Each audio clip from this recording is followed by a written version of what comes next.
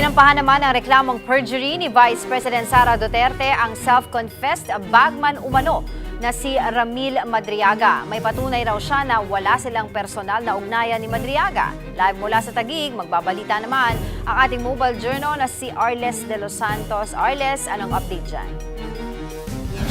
Angela, personal nga na inihain ni Vice President Sara Duterte ang reklamong perjury laban sa former aide at bagman umano niya na si Ramil Madriaga dito sa Taguig Prosecutor's Office.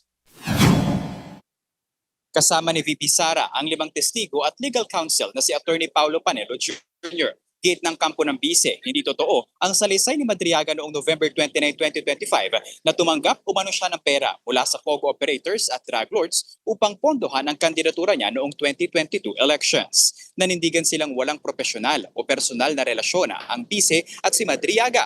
Kasama sa mga ebidensya ng kampo ng bise ang umano'y certifications mula sa opisina ng Vice President Security Group at DepEd na patunay na hindi raw nila naging empleyado o katrabaho si Madriaga kaya imposible raw ang mga ipinaparatang nito. Nang tanungin kung bakit ngayon lang inihain ang perjury complaint, iginiit ng kampo ni Duterte na naging kontento na lamang noon si Vice President Sara Duterte na itanggi ang mga alegasyon ay pinupukol sa kanya at maghintay ng proper forum upang sagutin ang akusasyon.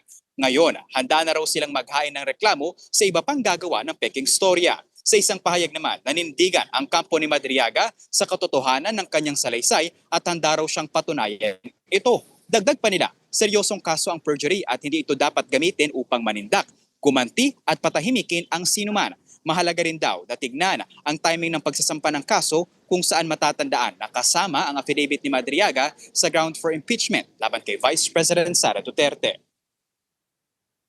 Angela, nang tanungin naman natin si Vice President Sara Duterte kung sinusubaybayan niya nga ba ang isinasagawang impeachment complaint, yung pagdinig sa House Justice Committee ngayong araw, ayon sa kanya ay hindi raw ito ang prioridad ng OVP sa ngayon at abala raw sila sa dami ng gawain ng kanilang opisina. Sinubukan din natin makuha ang tugon niya kung mayroon na nga ba siyang napipisil na Vice President candidate o katandem niya sa 2028 elections pero wala siyang naging sagot dito. Yan muna ang latest. Balik sa iyo, Angela.